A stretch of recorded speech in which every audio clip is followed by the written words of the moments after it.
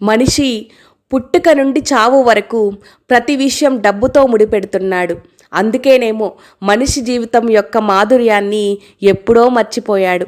జీవితంలో అందరికీ నచ్చినట్లు బతకాలి అనుకుంటే మరో జన్మలో డబ్బుగా మాత్రమే పుట్టాలి. ఈ రోజుల్లో మనిషి సృష్టించిన మనీకి ఉన్న విలువ దేవుడు సృష్టించిన మనిషికి లేదు. ఎంతమంది ఎంగిలితో తడిసినా మనం అపవిత్రంగా భావించని ఒకే ఒక వస్తువు డబ్బు మాత్రమే. నీ దగ్గర డబ్బు లేదన్న నిజాన్ని నీ నీడకు కూడా తెలియనివ్వకు. ఎందుకంటే డబ్బు లేని రోజున మండే ఎండలో అండగా ఉండాల్సిన నీ నీడ కూడా ఆలోచనలో పడుతుంది. చెట్టుకు డబ్బుకు మాటలొస్తే ఆ రెండూ చెప్పే మాట ఒక్కటే, ఈరోజు నన్ను కాపాడుకో, రేపు నిన్ను కాపాడుతా. మాటలు రానివాడే కాదు, మనీ లేనివాడు కూడా జీవితంలో చాలా సందర్భాలలో మౌనంగా ఉండాల్సి వస్తుంది. జీవితంలో ఖాళీ జేబు నేర్పే పాఠం ఏ గురువు నేర్పలేడు. ఎవరికైనా డబ్బిచ్చి చూడు, దేవుడిలా కనిపిస్తావు. ఇచ్చిన డబ్బు అడిగి చూడు, రాక్షసుడిలా కనిపిస్తావు. నీ చేతి నిండా డబ్బున్నప్పుడు నువ్వు ఈ ప్రపంచాన్నే మర్చిపోతావు. నీ చేతిలో రూపాయి కూడా లేనప్పుడు నిన్ను ఈ ప్రపంచం మర్చిపోతుంది.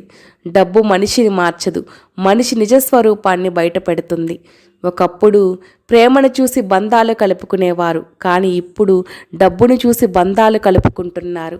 బంధానికి బంధుత్వానికి విలువిచ్చే మనుషులు ఎప్పుడో చచ్చిపోయారు. ఇప్పుడంతా డబ్బు మాత్రమే. కొందరికి జీవితంలో డబ్బు కావాలి, మరికొందరికి డబ్బే జీవితం కావాలి. డబ్బు నోరు లేకుండానే పలకరిస్తుంది, కళ్ళు లేకుండానే శాసిస్తుంది, చేతులు లేకుండానే ఆడిస్తుంది, కాళ్ళు లేకుండానే నడిపిస్తుంది, లేని బంధాలను కలిపేస్తుంది, ఉన్న బంధాలను తుడిపేస్తుంది. మనసు లేని మని మనిషి చేసిన మని. డబ్బు మనిషిని పైకి తీసుకెళ్ళగలదు, అందులో ఎటువంటి అనుమానం లేదు. కానీ మనిషి పైకి వెళ్ళేటప్పుడు డబ్బును తీసుకెళ్ళలేడు, ఇందులోనూ ఎటువంటి అనుమానం లేదు. ఈ మధ్యనే అర్థమైంది, డబ్బులు లేకపోతే మనవాళ్ళు కూడా పరాయి వాళ్ళుగా చూస్తారని. డబ్బు ఇద్దరు మనుషుల్ని విడదీస్తుంది అంటారు, కానీ కాదు. డబ్బు ఇద్దరు మనుషుల నిజస్వరూపాన్ని బయటపెడుతుంది, అంతే. నువ్వు పోగొట్టుకునే ప్రతి రూపాయి 100 రూపాయలు సంపాదించుకునే అనుభవ పాఠంగా ఉపయోగపడాలి తప్ప 1000 రూపాయలు పోగొట్టుకునే వ్యసనంగా ఉండకూడదు. మనిషికి డబ్బు ఎంతైనా ఉండొచ్చు, కానీ సాటి మనిషిని చులకనగా చేసే జబ్బు ఉండకూడదు. ఒక వ్యక్తి డబ్బుతో ఇలా అన్నాడట, నువ్వు వట్టి కాగితానివి మాత్రమే అని. దానికి డబ్బు ఇలా చెప్పిందట, అవును, నేను కాగితానినే, కానీ నేను ఇంతవరకు ఒక్క డస్ట్బిన్ని కూడా చూసింది లేదని. డబ్బుతో నువ్వు ఇల్లుని కొనవచ్చు, కానీ కుటుంబాన్ని కాదు. గడియారాన్ని కొనవచ్చు, కానీ సమయాన్ని కాదు. పరుపు కొనవచ్చు, కానీ నిద్రను కాదు. పుస్తకాన్ని కొనవచ్చు, కానీ జ్ఞానాన్ని కాదు. పదవిని కొనవచ్చు, కానీ గౌరవాన్ని కాదు. డబ్బు సంపాదించడం గుండె సూదితో నేలను తవ్వడం లాంటిది, చాలా కష్టం. అదే ఖర్చు పెట్టడం ఊదిన బెలూన్ని గుండె సూదితో పగలగొట్టడం లాంటిది, చాలా సులభం.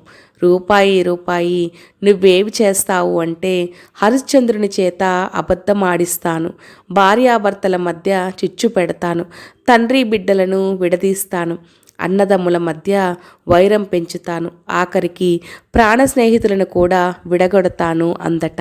సంపాదిస్తున్నంత కాలం అందరికీ మీరు ఆత్మీయులే. ఒక్కసారి మీ సంపాదన ఆగిపోతే మీ ఇంట్లోనే మీరు పరాయి వారు అవుతారు. డబ్బు అనే ఆయుధం లేకపోతే జీవితం మన యుద్ధం చేయలేము. ఊపిరి ఉన్నంతకాలం డబ్బు నీతో ఉండాలి, గుర్తుపెట్టుకో.